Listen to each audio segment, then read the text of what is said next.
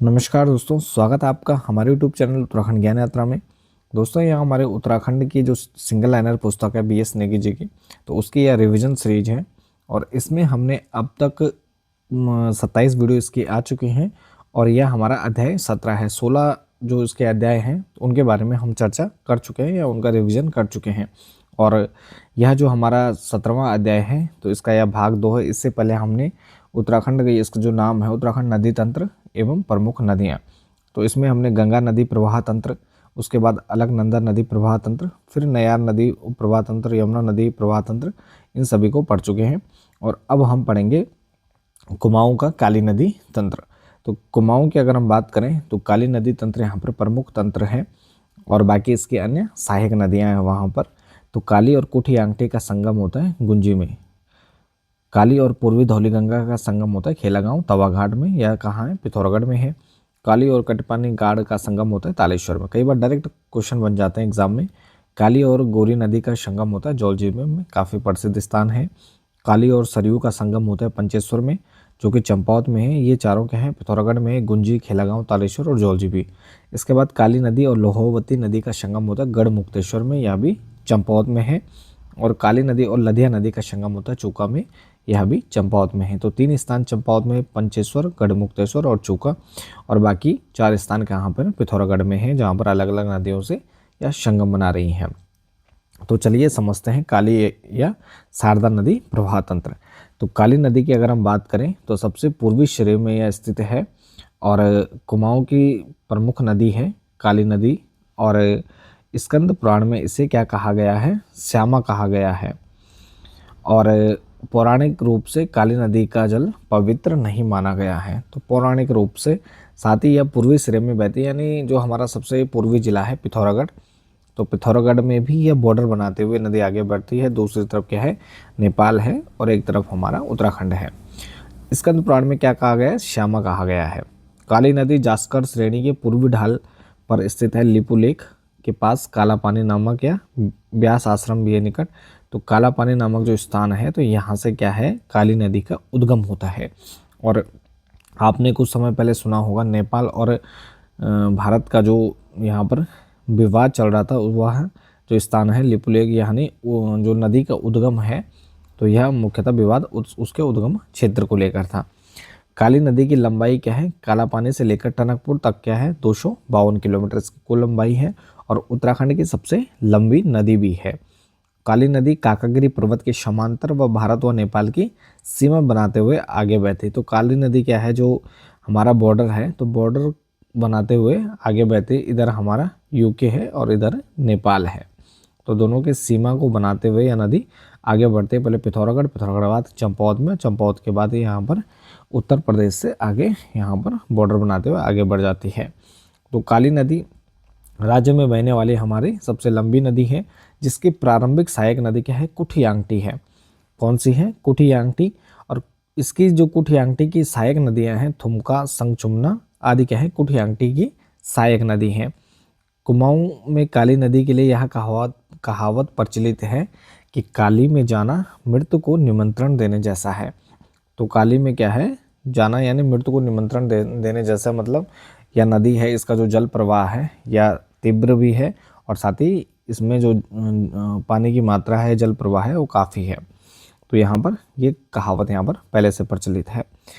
काली नदी पिथौरागढ़ के बाद चंपावत के पूर्णगिरी तीर्थ से होकर टनकपुर के पास ब्रह्मदेव जो मंडी है, तो उसके बाद शारदा के नाम से नेपाल में प्रवेश करती है।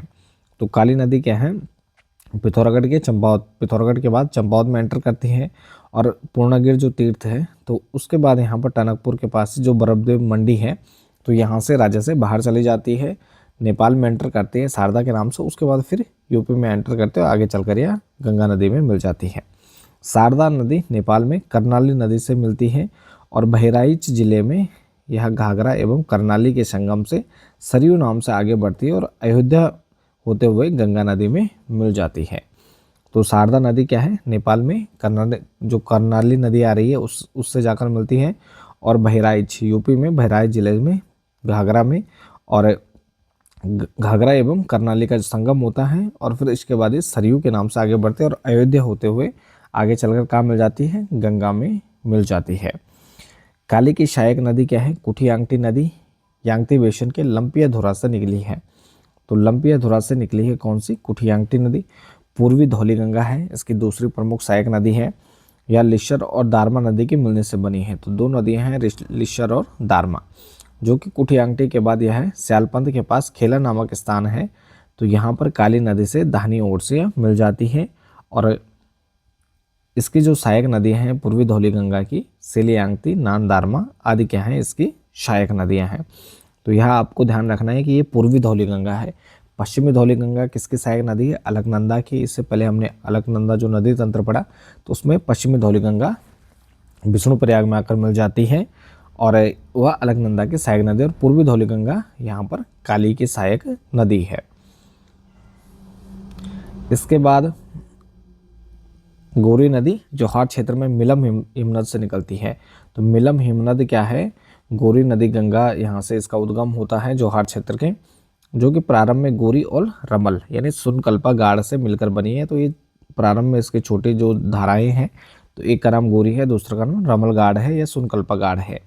तो यह आगे यहाँ पर दोनों मिलती है, उसके बाद गौरी गंगा के नाम से जानी जाती है। और 104 किलोमीटर बहते हुए यह जौलजीबी के पास दाईं ओर से काली नदी में मिल जाती है। यानी काली और गौरी नदियों का संगम कहाँ पर होता है?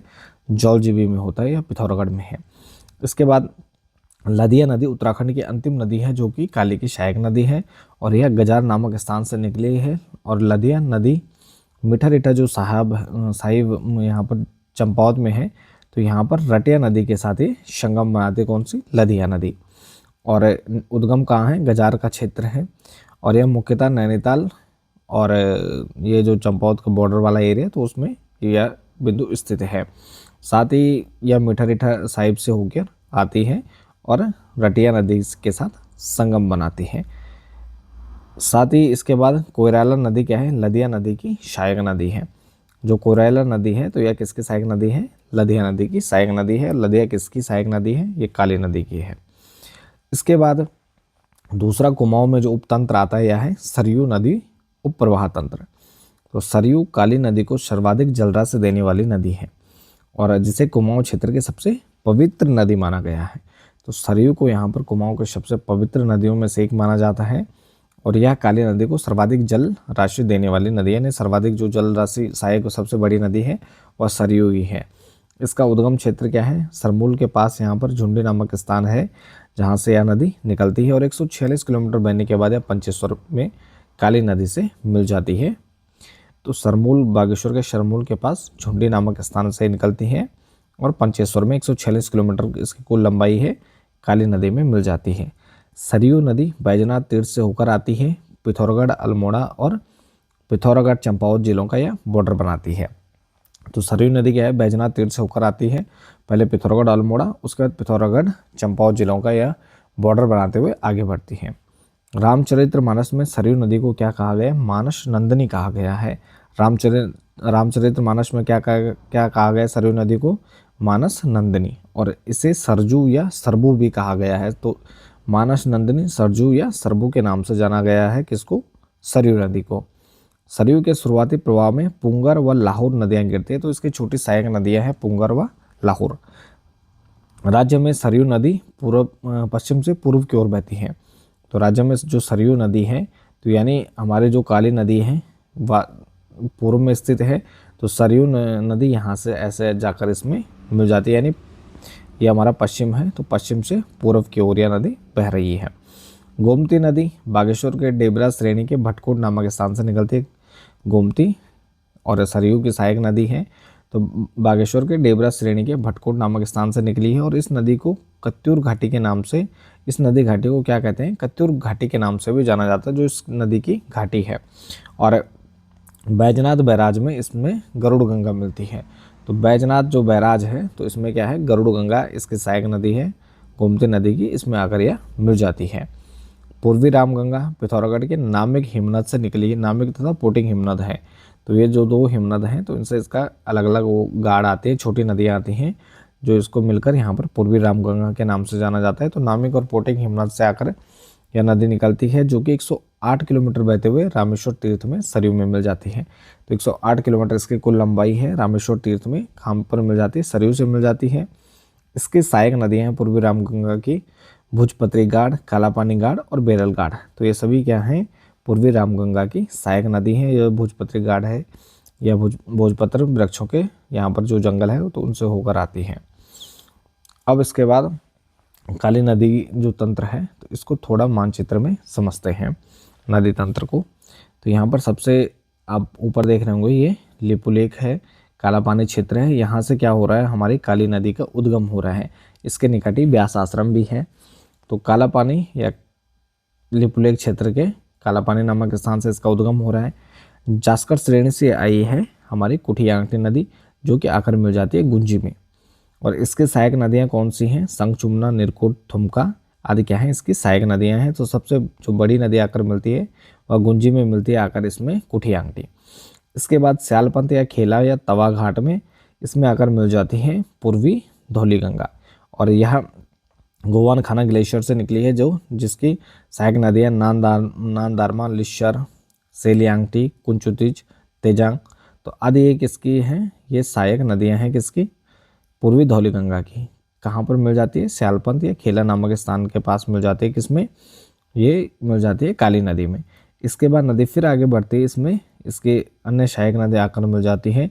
मिलम ग्लेशियर से निकली है गौरी गंगा, और कुमाऊं का सबसे बड़ा ग्लेशियर भी है मिलम ग्लेशियर। और अगर हम उत्तराखंड के परिप्रेक्ष्य में देखें तो तीसरा सबसे बड़ा ग्लेशियर भी है। तो गौरी गंगा निकलती है यहाँ से। इसकी सहायक नदियाँ सोनकल्पा, गोनखा घाट, मदकानी, रमलगाड़ और जिम्बा। तो यह आकर मिल जाती है जौलजीबी में। तो काली और गौरी नदी का संगम होता है जौलजीबी में। इसके बाद नदी आगे बढ़ती है, पहुंच जाती है पंचेश्वर यानी चंपावत में। तो चंपावत में सरमूल, झुंडी, बागेश्वर से इसमें सरयू नदी आती है। और इसके सहायक नदियाँ क्या हैं, लहौर, पंगुर, ये सब इसके सहायक नदियाँ हैं। तो बागेश्वर में इसमें डेबरा श्रेणी से आने वाली गोमती नदी है, जो कि बैजनाथ से आती है। उसकी सहायक नदी कौन से, गरुड़ गंगा है। तो यह आकर मिल जाती है कहाँ पर, बागेश्वर में। तो सरयू में, बैजनाथ से होते हुए गोमती आती है, जो सरयू और गोमती का संगम होता है। उसके बाद नदी आगे बढ़ती है और काकड़ी घाट में यहाँ पर इसमें पनार नदी आकर मिल जाती है। इसकी सहायक नदी सिमलगाड़ और गाड़गिल इसकी सहायक नदियाँ हैं। इसके बाद नदी सरयू नदी आगे बढ़ती है, पहुँच जाती है रामेश्वर में। और रामेश्वर में क्या है, नामिक और पोटिंग हिमनद से निकली जो पूर्वी रामगंगा है, तो इसकी अन्य जो सहायक नदियाँ हैं, गरगतिया गाड़, बेरल गाड़, भुजपत्री गाड़, कालापानी गाड़, तो ये छोटी छोटी इसके जो जलधाराएँ हैं, तो पूर्वी रामगंगा के नाम से आगे बढ़ती है और पहुंच जाती है रामेश्वर में। तो रामेश्वर में इसमें मिल जाती हैं सरयू नदी। फिर यह सरयू के नाम से आगे बढ़ती है और पहुंच जाती है पंचेश्वर। ये कहाँ है, चंपावत में स्थित है। तो पंचेश्वर में यह काली नदी से मिल जाती है। इसके बाद नदी आगे बढ़ती है, माउंट एवरेस्ट पर्वत से लोहावती नदी निकली है, जिसमें यह आकर मिल जाती है गढ़मुक्तेश्वर में। तो लोहावती नदी काली की सहायक नदी है, गढ़मुक्तेश्वर में मिल जाती है। इसके बाद नदी आगे बढ़ती है, पहुंच जाती है चूका में, जो कि चंपावत में है। और यहाँ गजार क्षेत्र से आने वाली नदी है लदिया नदी, जिसकी सहायक नदी कोयराला नदी है और रठिया नदी है। ये दोनों क्या हैं, आगे बढ़ती हैं और लदिया के नाम से आगे बढ़कर पहुंच जाती है चूका में, जहाँ पर काली नदी से संगम बनाती है चंपावत में। और इसके बाद ये नेपाल में एंटर करती है शारदा के नाम से, फिर यहाँ पर यूपी में आती है। फिर उसके बाद आगे चलकर या सरयू के नाम से फिर आगे यह गंगा नदी में मिल जाती है। अब इसके बाद राज्य में कुछ अन्य प्रमुख नदी प्रवाह तंत्र भी हैं, जैसे गिरथी नदी पिथौरागढ़ से निकलती है तथा गढ़वाल की ओर बहती है। गिरथी नदी क्या है, पिथौरागढ़ से निकली और यानी पश्चिम की ओर बहती है। पश्चिमी रामगंगा नदी उपप्रवाह तंत्र है, तो इनके छोटे उपप्रवाह तंत्र हैं। तो पश्चिमी रामगंगा उपप्रवाह तंत्र की अगर हम बात करें तो यह क्या है, गढ़वाल और प्रवाह क्षेत्र क्या, गढ़वाल और कुमाऊं है। तो यह गढ़वाल और कुमाऊं का बॉर्डर बनाती है। इस नदी को अपनी सीमाएं बनाए रखने के लिए चंद और परमार वंश क्या है, आपस में युद्धरत रहते हैं। तो जब हम पंवार और चंद वंश पढ़ते हैं, गढ़वाल और कुमाऊं का इतिहास पढ़ते हैं, तो इसमें हम देखते हैं जो पश्चिमी रामगंगा है, तो यह बॉर्डर पे है, एक तरफ गढ़वाल है, एक तरफ कुमाऊं है। तो लगातार जो युद्ध क्षेत्र रहता है वह बीच की यहाँ पर यही पश्चिमी रामगंगा नदी रहती है। पश्चिमी रामगंगा को स्कंद पुराण में राठ वाहनी कहा गया है। तो यह जो पश्चिमी रामगंगा नदी है, तो इसको क्या कहा गया है, राठ वाहनी कहा गया है। इसके बाद पश्चिमी रामगंगा दूधातोली श्रेणी के पूर्वी ढाल से निकलती है। तो दूधातोली श्रेणी 3 जनपदों में विस्तृत है। तो यहाँ से इसके पूर्वी ढाल से यह निकलती है, जो कि चमोली, अल्मोड़ा और पौड़ी के कार्बेट नेशनल पार्क में होते हुए 155 किलोमीटर बहने के बाद यह पौड़ी का जो कालागढ़ बांध है, तो यहाँ से कालागढ़ नामक स्थान से यह राज्य से बाहर हो जाती है और कन्नौज में गंगा नदी से मिल जाती है। तो कालागढ़ बांध भी इसी पर बना हुआ है। तो कालागढ़ नामक स्थान से राज्य से बाहर चली जाती है और कन्नौज में गंगा से मिल जाती है। इसकी सहायक नदियाँ हैं बिरमा, गगास और बिनो। किसकी है? पश्चिमी रामगंगा की। भिकियासैंण अल्मोड़ा नामक स्थान पश्चिमी रामगंगा के से यहाँ पर कौन सी नदी मिलती है? गगास नदी मिल जाती है। कहाँ पर? भिकियासैंण में। कोटद्वार क्षेत्र से बहने वाली खो नदी क्या है? बिजनौर के उत्तर प्रदेश में पश्चिमी रामगंगा से मिलती है। तो जो खो नदी है तो यह यूपी में जाकर पश्चिमी रामगंगा मिल जाती है। ढेला नदी क्या है? यह भी रामनगर के पश्चिमी सिरे से व काशीपुर क्षेत्र से बहते हुए उत्तर प्रदेश में या कहाँ पर मिल जाती है? रामगंगा में मिल जाती है। कार्बेट राष्ट्रीय पार्क के मध्य में प्लेन नदी आती है, यह भी रामगंगा से मिलती है। गौला या गार्गी नदी है जो नैनीताल के पहाड़ पानी से निकलती है और 102 किलोमीटर बहने के बाद उधम सिंह नगर के किच्छा के पास से राज्य से बाहर होकर बरेली क्षेत्र में या किस में मिल जाती है? रामगंगा से मिल जाती है। ठीक है, तो ये है हमारा, ये कुछ अलग से नदी तंत्र हैं जो यहाँ पर हमारे जो मुख्य नदी तंत्र हैं, काली, यमुना, गंगा नदी तंत्र या भागीरथी या अलकनंदा नदी तंत्र, तो उनसे अलग होकर यह अलग नदी तंत्र ये बनाते हैं। इसके बाद दूसरा है कोसी नदी उपप्रवाह तंत्र। कोसी को पुराणों में क्या कहा गया है? कोसिकी या कोशिला कहा गया है। ठीक है जी। कोसी नदी कौशानी के पास कहाँ से निकली? धारपानी धार नामक स्थान से निकली है और यह अल्मोड़ा, नैनीताल और उधम सिंह नगर होते हुए कितने किलोमीटर? 168 किलोमीटर। तो 168 किलोमीटर बहने के बाद सुल्तानपुर नामक स्थान से राज्य से बाहर हो जाती है। तो एग्जाम में डायरेक्ट पूछा जाता है कई बार कि यह नदी, इसकी लंबाई कितनी है, कहाँ से निकलती है और किस स्थान से राज्य से बाहर चली जाती है। तो कोसी नदी क्या है? धारपानी धार से निकली है कौसानी के पास से और 168 किलोमीटर यह बहती है। कहाँ से बाहर निकल जाती है? सुल्तानपुर से उधम सिंह नगर में सुल्तानपुर नामक स्थान से राज्य से बाहर चली जाती है। 168 किलोमीटर इसकी कुल लंबाई है। इसके बाद कोसी रामनगर के बाद क्या है? मैदान में प्रवेश करती है और उत्तर प्रदेश के रामपुर में पश्चिमी रामगंगा से मिल जाती है। तो यह क्या करती है? रामनगर के बाद मैदान में प्रवेश करती है और उत्तर प्रदेश के रामपुर में पश्चिमी रामगंगा में मिल जाती है। तो एक प्रकार से यह क्या है? पश्चिमी रामगंगा की ही सहायक नदी है। तो कोसी नदी के सोमेश्वर घाटी को कुमाऊं में धान का कटोरा भी कहते हैं। तो कोसी नदी क्या है? जो सोमेश्वर घाटी है, तो यहाँ पर कोसी नदी बहती है, इसे क्या कहते हैं? धान का कटोरा कहते हैं। यहाँ पर धान बहुत अच्छा होता है। लाखू गुफा के बाएं से बहने वाली जो सुयाल नदी है वह भी क्या है? कोसी की सहायक नदी है, जो चौसिला या चोपड़ा नामक स्थान में कोसी में मिल जाती है। तो सुयाल नदी किसकी है? यहाँ पर कोसी की सहायक नदी है, जो कि यहाँ पर लाखू उडियार से होके आती है सुयाल नदी। कालराऊ नदी और सरोद नदी यहाँ पर कोसी की सहायक नदियाँ हैं, कालराऊ और सरोद। सुमालीगाड़, मिनोलगाड़ और देवगाड़ भी क्या है? ये सभी कोसी की सहायक नदियों में से एक हैं।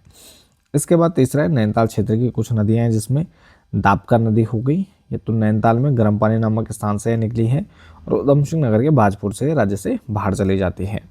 इसके बाद बाकरा नदी है, नैनीताल में दापका नदी के समांतर या बहती है और उधम सिंह नगर के खानपुर से राज्य से बाहर चली जाती है और बाकरा नदी पर गुल्लर भोज हरिपुरा जलाशय भी बना हुआ है। तो जो बाकरा नदी है यह क्या है? दापका नदी, दोनों क्या है? समांतर बह रही हैं और खानपुर से यह बाहर चली जाती है बाकरा नदी। और बाकरा नदी पर क्या है? गुल्लर भोज में हरिपुरा जलाशय जो है वह बना हुआ है, यह उधम सिंह नगर में है। देवुआ नदी है, गौला नदी के पूर्व समांतर में बहते हुए उधम सिंह नगर से राज्य से बाहर चली जाती है।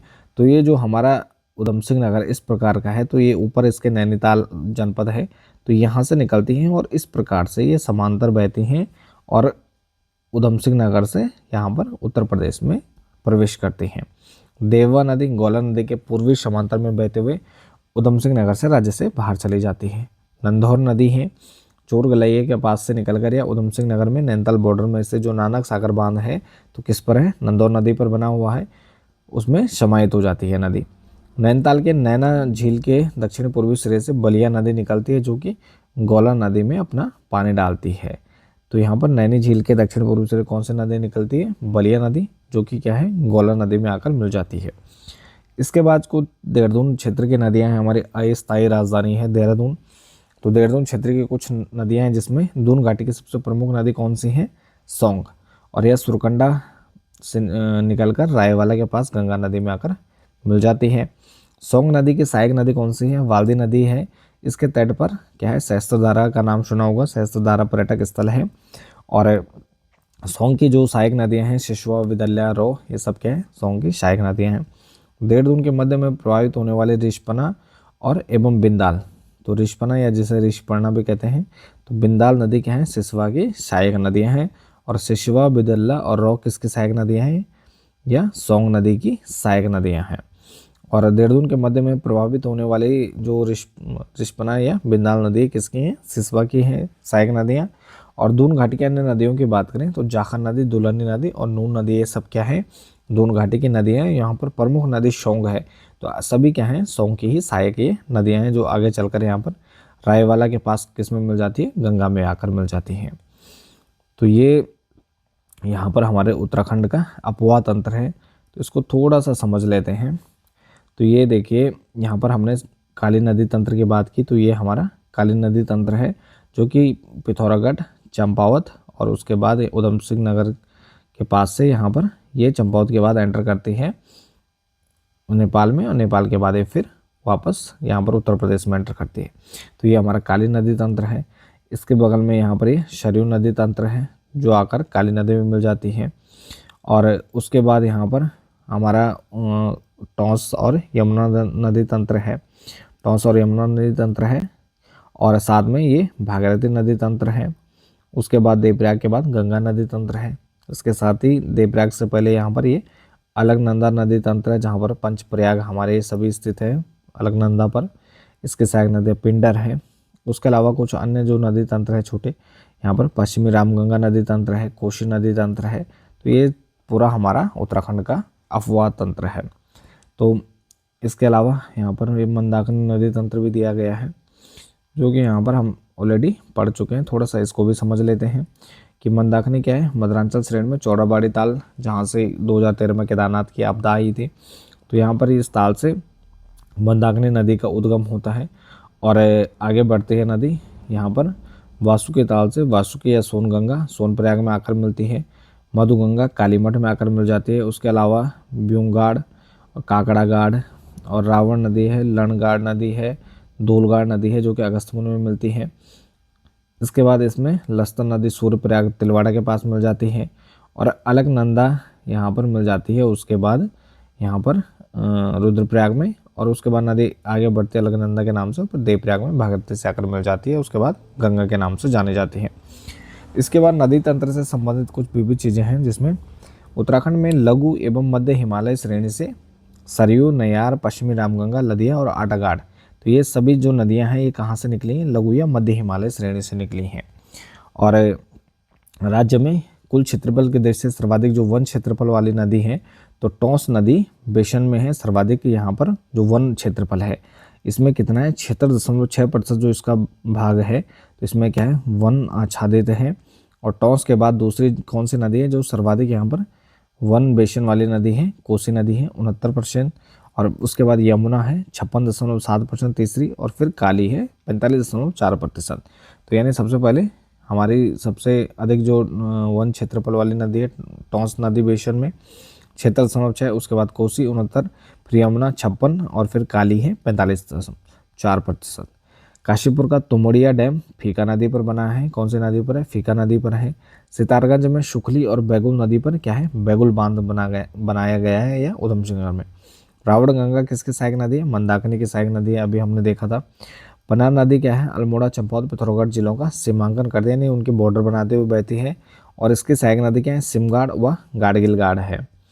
चंपावत में बहने वाली लोहावती नदी की 3 धाराओं से मिलकर यह बनी है। कोटा गांव क्या है, चंपावत में कोरायला नदी बहती है यहाँ पर। हरिद्वार जिले में पीली व कोटावाली नदी बहती है। सूकी नदी देहरादून और हरिद्वार जनपद में बहती है। शंभू नदी के बागेश्वर से निकलती है और चमोली में पिंडर नदी से मिलती है शंभू नदी।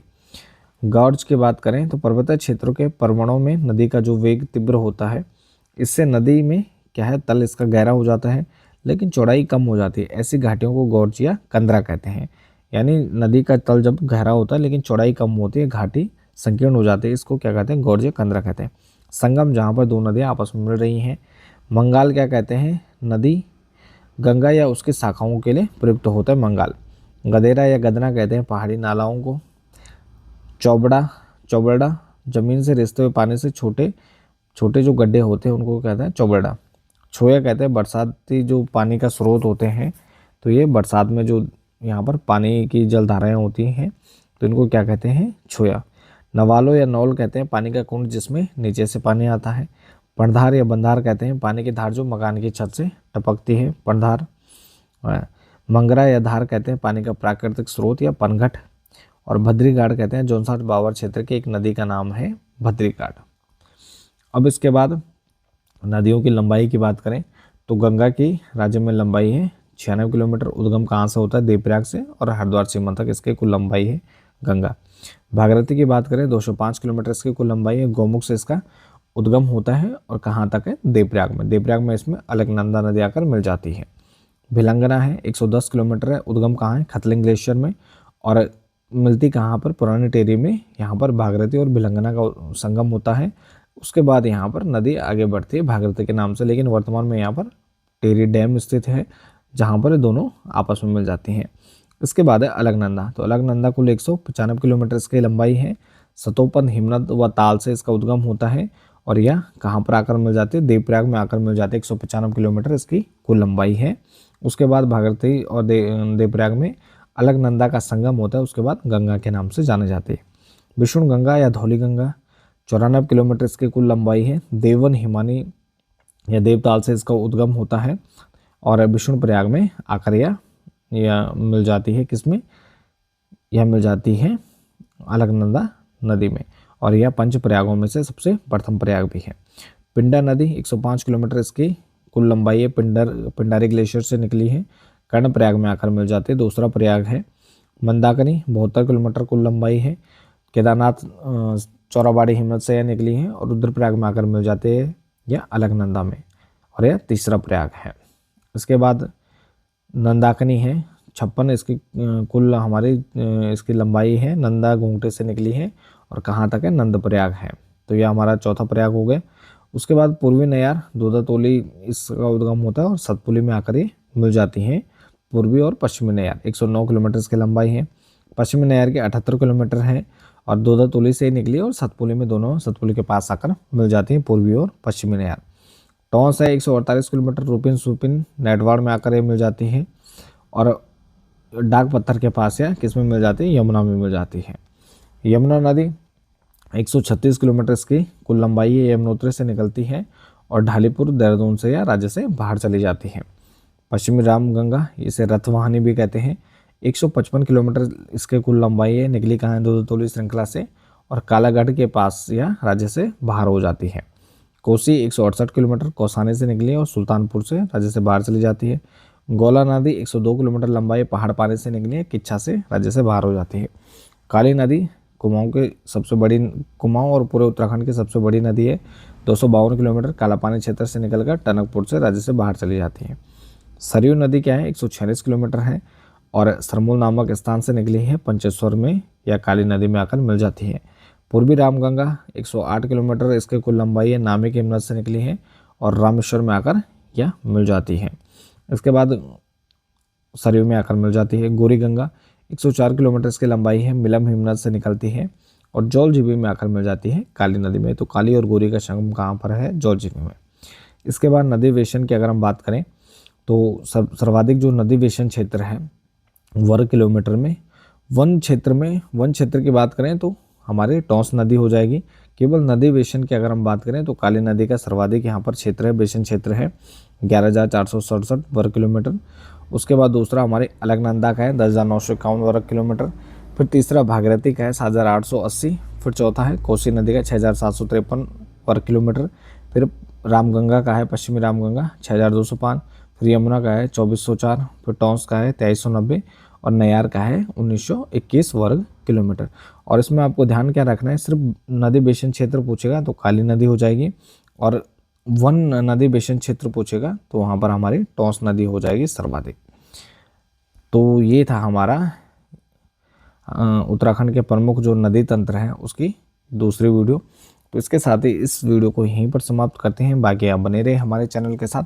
मिलते हैं एक नेक्स्ट टॉपिक नेक्स्ट वीडियो के साथ। तब तक के लिए धन्यवाद।